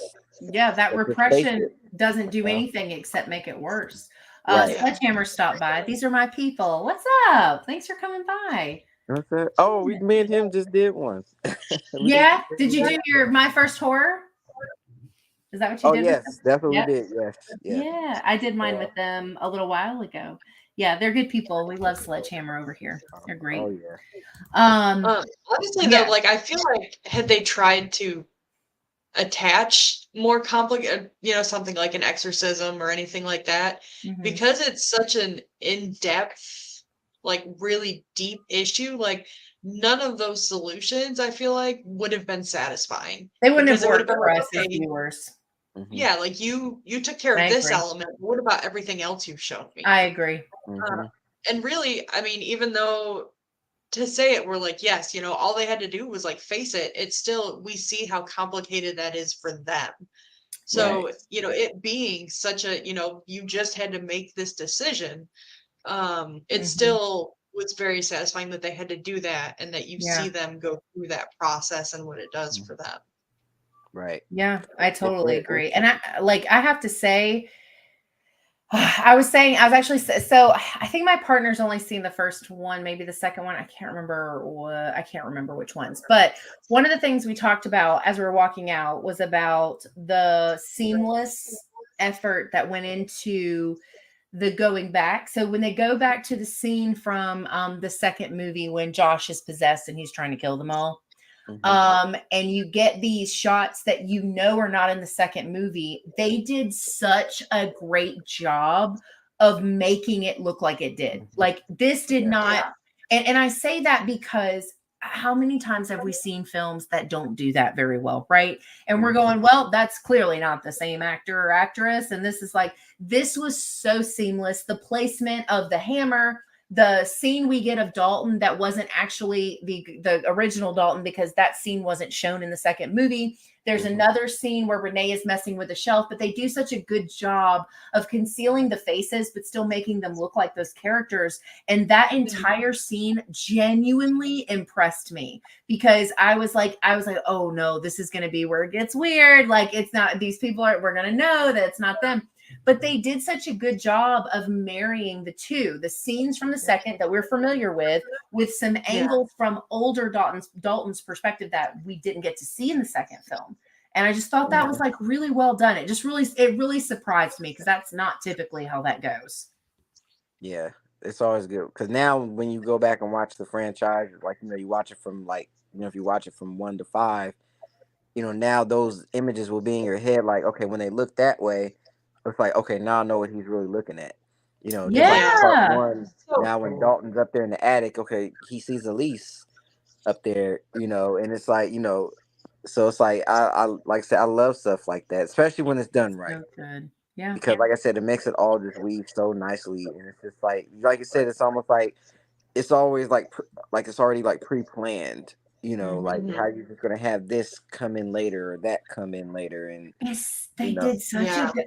I'm gonna have to look it up when we're done if these were written ahead of time. I'm telling you, the details for this and the way they connect everything, I don't know. Like, it's just really well. I'm assuming this is Ken from Sledgehammer, but an exorcism doesn't always work. I've seen The Heretic. That's such an awful. Oh God, yeah. Ken was a guest. He and our friend Radar came on for my Exorcist franchise live, and we really tore that one a new one.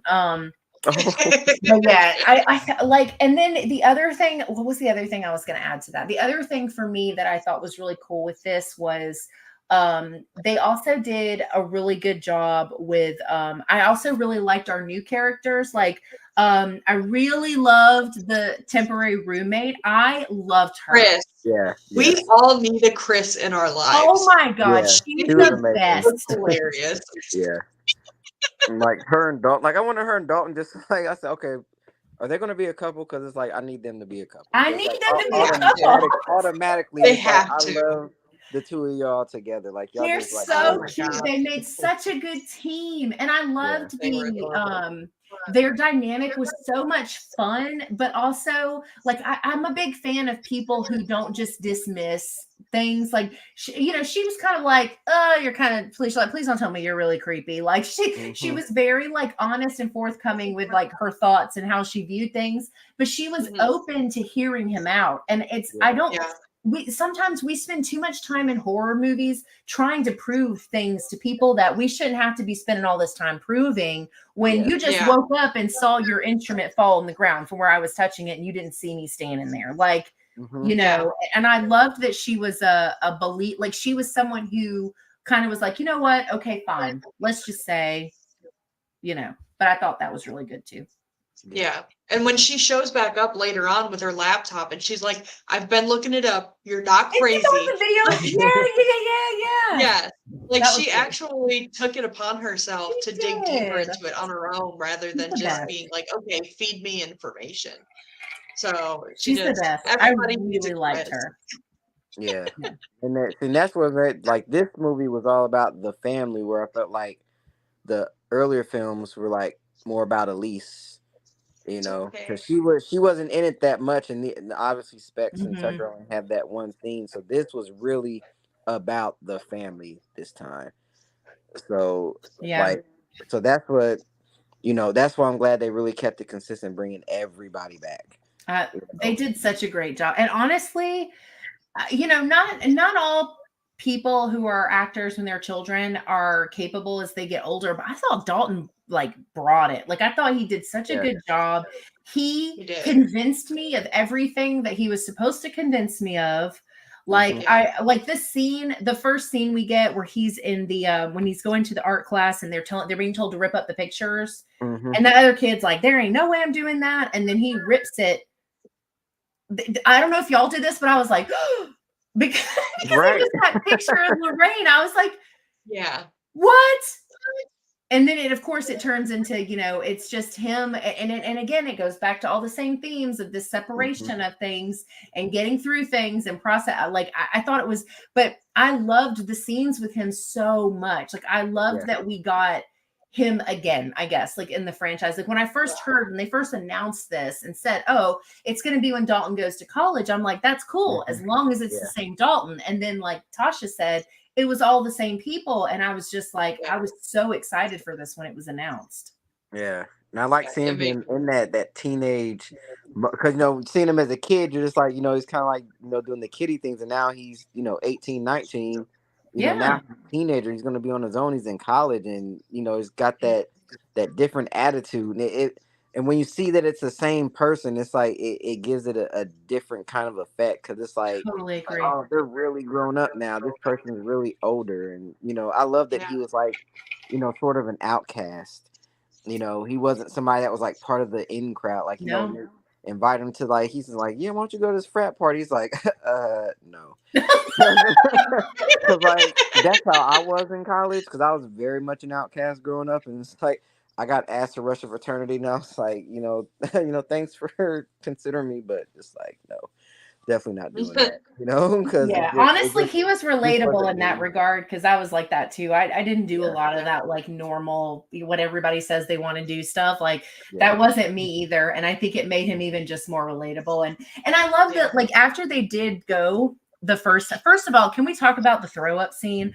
I could have gone my whole life without that scene. I was so good. Yeah, that was awful. Oh, it was good. Like it made, I got it. Like, okay, but it was good. But after they go, he makes an effort to message his dad. And I thought, I was like, oh, like some of those little things, these quick moments, the things that happen, like, I just like, I don't know, like I just thought those little things, they added up, and they were really, really good. The scene with Elise talking to Josh about his mom in the red door made me genuinely cry. No. Yeah, I'm telling you, I don't think now because I did go back and watch the fourth one today. Oh, also Ken says if The Exorcist 2 was a person, he would go out of his way to beat them up. That's the rest of that sentence. He was like, that's like the situation. I forget exactly what he said, but he's like, that's the situation where I'd be like, is The Exorcist 2 coming? Like, because he needed to know, because if they're there, I'm gonna fight them. Like, but I think like when I went into rewatching 4, I definitely got more emotional, I think, on this watch than I did the first one, just with what, like what we talked about earlier with what Elise went through and stuff. But man, the red door definitely there was some waterworks for sure. Well, yeah, everything was coming to a head at that point. I mean, we had seen, all the other ones, so it's like all the culminations of 1 through 4 are right there, right in the mix of this, and part of me wish like when during the research or something, they would have like came across something like on the internet like about Quinn or something, just to kind of go back, just to kind of tie in, just kind of go back to her where she's like, and apparently this girl went through this, or when Chris was doing her information. Yeah, because obviously they, the family wouldn't know who she was, but as the audience, we would know. And I just felt like that would have been like really cool, just to kind of like add that one little thing in, about, because I really was a huge fan of Quinn. I really liked Quinn's character. Yeah, I agree. Yeah, she was crazy good. And I think the only other thing that I felt like, and honestly, like I get like the reasoning, so I think logically it makes sense, but I think the only other thing that could have been added that would have just given me that extra like was if we had gotten Specs and Tucker again. I know, in real time, not the video that they watched, but like if we like that was their way of kind of getting them in, but it would have been kind of cool to see them post this amount of time has passed without Elise. What are they doing? What are they up to? Are they just doing YouTube videos? Are they still going to people? What are they doing? And because some of those moments with them and her, like Elise, Specs, and what is his last name? Tucker. Tucker. Okay. I started second guessing myself. Their dynamic was the cutest thing. I mean, she took them in and Like when she tells them in the fourth one to put on the shirts, I was like, oh, that's so cute. Yeah. She was mom. Like, get your shit together. Yes! Yeah, it was like her kids. Yeah. They were. And she's like, never had when Tucker's like leaning all over her niece, and she's like, I need you. Can you come here, please? Right. Stay in your lane, bro. Stay in your Their lane. dynamics were so cute. I loved it. Hilarious. Oh my gosh, when her one niece like hugged her, it's like, oh, I'm so glad to meet you, and like gives her that hug, and then she kind of walks off, and then Tucker kind of leans in for like a kiss. I was Like a weirdo. Who does what? that? Like, like, yeah, she's just randomly gonna kiss you. Delusional. Yeah, He he's just thinks like, he's what? such a superhero. He's like, what is it he says? He's like, when he's talking to Elise when they split up, he's like, I have to go to basement duty while he gets Bible study with the prettiest girl in the universe. I'm like, you just tried to kiss her sister 30 minutes ago in the movie. Like, cut it out. Chill. There's a reason she didn't send you up there. Calm down.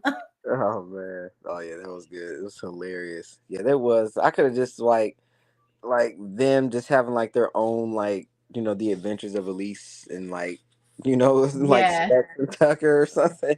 Like, Yeah. they could have like did like a graphic novel or, Something. something. Like I would like totally like buy like every issue just to like know what happened. And, like, cause their dynamic was so good. Like I It love was good. They're funny. They worked so well. Like, Yeah. so well together. Al says, I feel like that's basically setting them up for movie number 6 because those two have to have their own film at some point. I'd watch it in a heartbeat. I would too. I would too. Because that way, if you just focus on them, because you know that the Lambert story is like officially over, but there's more, to be done. Lamberts out there, that are dealing with stuff. Yeah. And like, how are they doing their stuff now without Elise being like kind of like the lead with her gift and, or is she still, but they know that she's still kind of there. Like, from what I can gather at the end of like part 2, when they go to that one girl's house, like they kind of know like Elise is in there still with them. Like, kind of, yeah. They like found a way to like really kind of connect with her after all that time has passed. And, yeah. Also, when I realized that little girl was Jenna Ortega, Oh yeah. I like lost my mind. Yeah, you texted me that, and I was like, oh, yeah, I guess it is. Like, I hadn't really thought about that. A long time. I didn't even. Oh wow! Like now, I'm definitely gonna have to watch it because I was looking at her and I was like, oh no way. Yeah, I had to look it up because it was gonna drive me nuts if I didn't. Yeah. I was like, she just looks so much like her, and even as an adult now, she still has that baby face. So she does, yeah. Well, she's only like 22 or 23? She's still pretty young. Yeah. Well, she'll be like Selena Gomez. She'll probably look like she's 12 until she's 30. Yeah. Forever. Yeah, good genes, I guess. Yeah. I really would definitely watch a Tucker and Specs movie. And I loved their introduction in 3.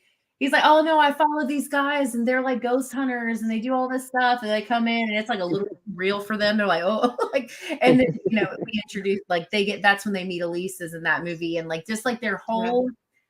And then like in 4, when she's like, I have to do this alone, and she's putting the stuff in the car and they pull up in that big ass bus. He's like, well, we have to go with you now because we spent $700 on this. And then Specs is like, plus $200 for the logo. And she just gives us this like really cute little smile. I'm like, I love them so much. Right. Yeah, they had. Yeah, there's like no way they couldn't like not be with her like when she did all that. Like it just it had to be there.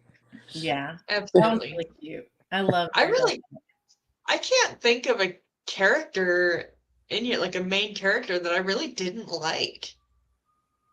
No. Like they're all relatable. Like I feel like Dalton, especially in the 5th one of the things that he did so well in his acting there is like that awkwardness of going from being that angsty teenager in your familiar environment to being dumped in this whole new whole new world and trying to like cling to that because it's what you're familiar with, but also, when you have somebody like Chris who is like forcing you into all these situations that you wouldn't normally be in. Yeah. And getting you out of your comfort zone and stuff. I feel like he did a really good job with that awkwardness of trying to adjust to that. Having somebody that he felt like actually cared about what was going on with him. Yeah, because she was very extroverted as opposed to him being, very introverted. She was a riot. Combined, I mean, like when they're in the frat house and they just like, she didn't know what to do, so she just like starts making out with them. She was like, oh, she was just like, oh, like then that guy, he said something to her, like, what did he say to her? He's like, maybe after a few more drinks, you'll look good enough or something like that. Yeah. Oh, man. Dick. And then she kicked him. Like, oh my God, I love that part so much. Oh yeah, I was like, oh man, like that kind of like messed me. I was like, you can't talk to her like that. I was like, you serious? Like I'd already like gotten connected to her character already. I was like, what? Like like no, you did not. Right.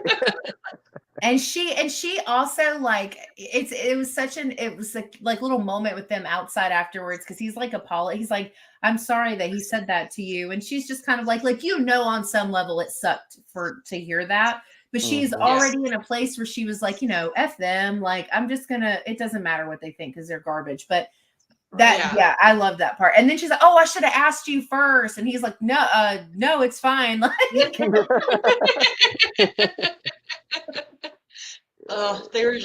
they were such a cute. Oh, I know. Like, opposites that just complement each other so well when it comes to everything. Well, and kind of tacking on to what you were saying, Tasha, about like him balancing, because the other thing he was trying to do was to make a path of his own, to get away from his family. But I think it was so hard for him to do that he didn't really know like what to do as far as like, because he's really excited about this teacher he got.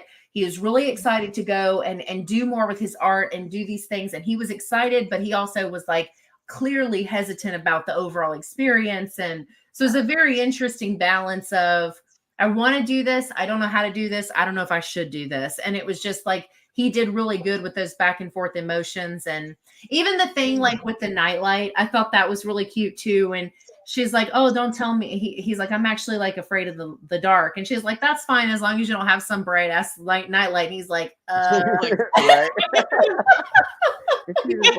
She was like, whatever. She's like, that's fine. Yes, she was. Just puts a pillow over her face. She's like, all right, I guess we're doing this. Like, I love it. But I love that those little things that connected back to the first, like just how he was. Like, it's like the subtle things that are trying to remind him of like, what he went through, and like, it's like we know why he's not really a fan of the dark, but he's not quite sure. Like, he's just like, I don't like the dark.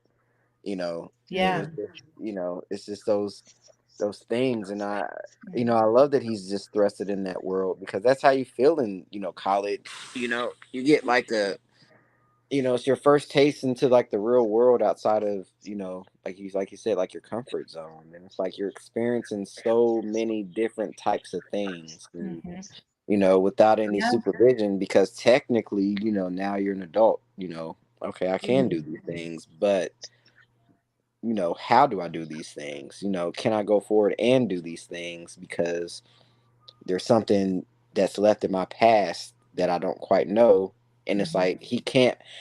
And that's what I was getting the sense, is that everybody was kind of, even though obviously time is moving forward, everybody was kind of stuck, like, because of what happened. And so it's like, he's getting older, but he's still having those childish kind of tendencies, throughout, because he's stuck at that. He even says, he's like, I don't really have much memory of me being 10 years old, so he's kind of stuck in that place. And so it was really just kind of interesting to see how everybody was just kind of caught in that moment, or in those moments from the past. And, because it's like such a weird dynamic of like moving on, but time continues to move on while you're stuck. So it's like you're aging, you're doing all these things, but it's like, I don't know, it's kind of hard to explain. It's like you can't. Yeah, and that's like the perfect like thought into what this talks about with like trauma and healing, because you can attempt to move forward from it, but if you don't address it, you're never going to feel like you can't really escape it, because it's going to feel like you're stuck, like you don't like forever. When he talks about like when Chris is like, all right, tell me something weird, and she's like sitting down, he's like, he tells her the is it oatmeal? The oatmeal thing? Dry oatmeal. Which is so cute though, because then Josh does that later. And I was like, oh my God, that's so cute. But yeah, and she's like, you really not good at this game. But he says like there's like a whole year of my life missing in my memory. And the way that he says it, you can tell it's still a source of like confusion and frustration for him, because that's weird. Like to not know the situation, and like even when he's like, yeah, my mom said I had this and this, like you can tell there's like that underlying disbelief where he doesn't fully trust what he's been told, but he doesn't know why. And I thought like that was like a really interesting way for him to talk about it and give us that information of like, well, what does he think of that time frame then if there's nothing there? And it's very clear that he's like, yeah, it's weird and it doesn't make sense. Like he admits that like when he's talking about it. Yeah, because he's like, I was in a coma for, X amount of months. He said, but I don't even remember being sick.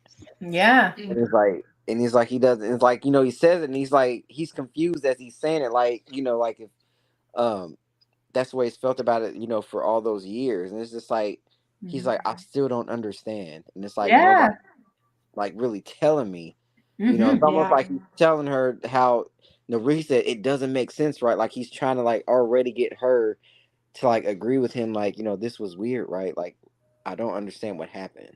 And, and I think that's already what kind of grabs Chris, in the beginning. That's true. That's a good point. Yeah. And the way he sits and stares at that painting of the red door, like it's just, he's just digging so hard. Yeah. And I feel like it wouldn't be me if I didn't say this, but if I was a girl that was dropped on a college campus and he was in one of my classes and he had that mysterious, like talented artist, like vibe going for him, he was so cute. Tasha's like, I'll stay in this room with you. I would have been in love. I would have just been following him all over campus, everywhere. Oh man. I didn't know this. Al says, I want to know how they talked Ghost into doing an original song for this movie. What song is it? Is it the one that plays at the very end? I think. Is that the one that Patrick does? He like sings on it too? Is that the one? See, and that was cool too, because I found out later that he was actually inspired to sing that song or something with the lyrics of that song was because of like Nightmare 3. That's cool. What? I didn't know any of this. Right. I found that out maybe like a day or two later because somebody was talking about it on TikTok, and I was just like, no way.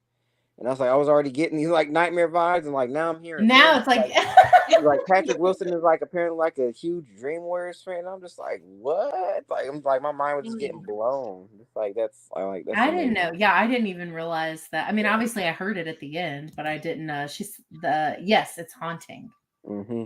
Yeah, but it works. It works really good for the because a lot of times in most of the movies there's like not really like a song. I mean, yeah, there's that Tiny Tim song, but there's like not that defining song that plays at the end, or it's usually like the theme music that played throughout the movie for these movies that I noticed. So this was really the first time they really had like an original song that came out and attached to this. So that was I didn't know that. Good information. Yeah.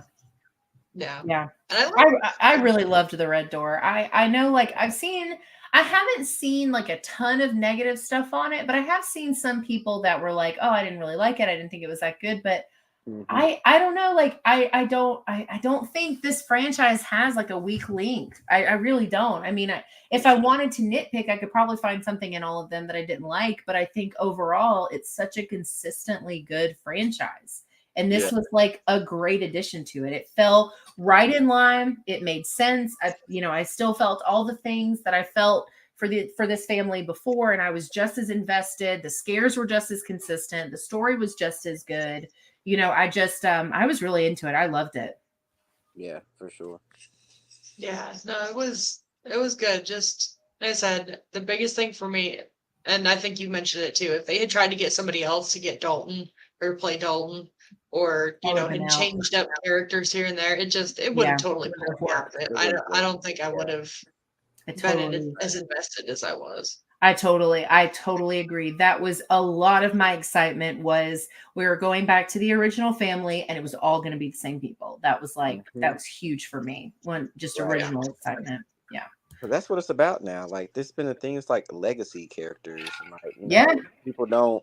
It's like they're bringing back, instead of replacing. Which I'm loving that because it's being a kid of the '90s and watching so many '80s horror movies and like now seeing them come back. Now Yeah. they're much older, like their 50s and 60s. Like that's still cool to me. People are just like, oh, but they're older. I'm like, but yeah, but they have this history. And It's you them. can genuinely Yeah. attach that history to this actor because they're the ones that played this character, and it makes it so much better than if you got a Yeah. brand new face. Because it's like, okay, yeah, you're thinking about the past, but it's like this is a brand new face that I'm seeing, and it Yeah. doesn't work quite as well. It's like, okay, it could be a good movie, like okay, yeah, but This, it I think it's that makes it better more because of the real. character. Yeah, it does. It It makes it just more makes real. it feel more real. Al says Patrick got that singing high after the Elvis impersonation in Conjuring 2, and now he can't be stopped. I love that scene so much in that one. That's one of my favorite parts of that movie. So cute. Anyway. Yeah, no, I really like this franchise a lot. I loved the fifth one. As soon as it's available, I will probably rent it to watch again. Because I'm sure it's not going to go straight to streaming. I assume it will be video on demand briefly and then probably find a home somewhere, but I I'll be definitely want buying to it. watch it again. Destined to complete the collection, and it's like I'll definitely be buying it. It's like I have, like I said, the physical media collection. It's like I Yeah. just buy it. And it's like it's really weird. Like there's just like some people in this new generation that just don't buy movies. And it's like no, I can stream it. I'm just like, okay, well when your streaming things decides to mess up, like guess who's gonna be watching movies? Or there's that whole thing now where movies are being changed, like scenes in movies, endings in movies, and like people are noticing it when they're watching digital copies that they just got or renting Hmm. it or streaming it. Like there was one of the examples was it Scream. Oh no, I should know this. One of the Scream movies. Yeah, you should. One of the Shame Scream on you. Hush. One of the Scream movies. Is it Scream 4? I don't remember. No, I think it's 3. There's a killing in 3 that was really a brutal scene. And and if you go back and you watch it now, if you get a new version of it, or if you stream it, that scene is completely missing from the movie. And that's kind of happening, I think, more and more. Like they're changing things in films. And the only other example off the top of my head that I know for sure, and this one isn't actually a complaint. I think this one's actually probably for the better. But in the original, The Underworld, they had that like a brunette play the daughter of Victor, which didn't make any sense because the daughter was supposed to look like Celine, but I digress. But once they did Rise of the Lycans, where they have Rona Mitra play Victor's daughter, if you stream or purchase now digitally the original Underworld, that scene has been replaced with the one from Rise of the Lycans. So Oh, it's just stuff being moved around and changed if you don't have versions as they came out originally. yeah. You may not get to see them, as they like originally were. So that's another Mm-hmm. thing that I've been seeing people talk about with, physical media and stuff like that. But Well, and then you have Netflix who cancels things at the drop of a hat God, and gets rid of things. And, Right. just because you can stream it today doesn't mean you can stream it tomorrow. that's what happened to me with the Nightmare franchise. When I was getting ready to finally watch all of them for the live, I was so sure they were going to be streaming, and they were nowhere. Not any of them were anywhere. And I ended up having to borrow. I shout this out every time it comes up. The Scariest Cut is another content creator, or two content creators in the horror world that I follow. And one of them was like, yeah, I'll send you mine, and like let me borrow their physical copies of them because I needed to watch them for the live, but I didn't want to spend $40 to do it. Yeah. Like, Right. yeah, they weren't That's funny because anywhere. I want to say earlier this year, I was watching them, and they were all on They were. HBO. But it's They just were. they just change things up at the drop of a hat. So it's Yeah. like even originals. Hulu has been kicking out originals. Like they're not even keeping them on the thing anymore. It's like, but it's a Hulu original. Like where else is it going to be if it's not on here? You know, they better not get rid of Fresh ever. Like that's one I want to That find one. it. I don't know if it's been on. Is it on DVD? I'm Did sure they it put is. it on DVD? I'm It sure better it be. is. Oh, I love that movie so Oh much. yeah, I still collect. Like I said, I still got some VHS tapes. Yeah, I still have a few VHS tapes too. It's like you I just picked up can't. a You just bunch at can't our beat yard it. sale today. VHS. Not VHS, but DVD. Oh, DVDs. Because they have I still have a combo player. I have one that plays VHS Yeah. and DVDs. Oh That's wow. all. Yeah. That's dope. That's what you do it, man. You know. Anyway, well, we're coming up on our second hour mark, so we'll wrap this up. But yeah, I love this franchise. I think the Red Door was great. And honestly, if they did decide to make more movies, I'd watch them. Genuinely. Absolutely. Yeah. Absolutely. I They do a wouldn't be prequel. mad. They could show like how the Red Demon became like who he was before he like died. Absolutely. Yeah. Or actually, I don't even say know if I could I just say want. he because like I really the red faced demon could be male or female to me honestly. Like Sure. you know just because you know it has the appearance of you know one it doesn't. So Well, I it's like think that would part be really animal. interesting. Yeah, like The and this bottom yeah half. the hooves and like all that. The So tail. yeah, it would be really interesting to see like how like that demon became like if it ever really was human before and like when and like you know I think that would be a cool thing to go back to and like that Yeah. and then if they went to like some you know Tucker and Speck stories and I would love that. but I would eat I would that up. definitely like to see like the like kind of like how that demon became in a sense. That would be cool. Yeah. No, I totally agree. Yeah. Yeah, absolutely. This is one where it's just hard to find a fault in it at all. It's just so solid. So solid. And so consistent. Yeah, Yep. I totally agree. Well, thank you guys for making time to do this. This was Absolutely. fun. Absolutely. Yeah. I've done this in forever. It was so much fun. I had a blast. Like I Yeah. like I said, I love talking horror movies. It's like because I'm like the black sheep when it comes to my family. It's like, so, I mean, yeah, I have friends, but it's like, man, but it's like, yeah, we're not gonna sit down and just like break stuff down and like you know, horror wise, it's just like always a great time. Yeah, Anthony, I'll have to get you to come on to do my influential horror series where you pick your 5 most influential horror movies. Although I think we know what one of them will be, and then we talk about those. So I'll have to come back and do that one with me. Absolutely, I'm totally down for that. Cool. All right, we got one more comment, and then I'll sign us out here. Al says it's just the public wearing red face pant. That one's for Tasha. So, because my laptop died, I haven't been able to get to episodes of the podcast that I recorded beforehand that just need to be edited and uploaded. And hers is one of them. So there's the Pope Lick Goat Man in Kentucky, who is like a cryptid that hangs out around the train tracks. Very cool. So that's accurate. Good call, Al. That's legit. You said in Kentucky? Cool. Yeah. Well, thanks everybody that came by in the chat and hung out as well. Appreciate that always. Absolutely. Once again, everybody's links are in the description. Go check them out. Go watch Fredheads on Tubi or rent it, buy it, support that. I don't think it's going to disappoint. And go check out all the millions of things that Tasha does over at the Sinister Scoop. And yeah, I hope you guys enjoy the rest of your weekend. Thanks again for hanging out, and we'll see you next time.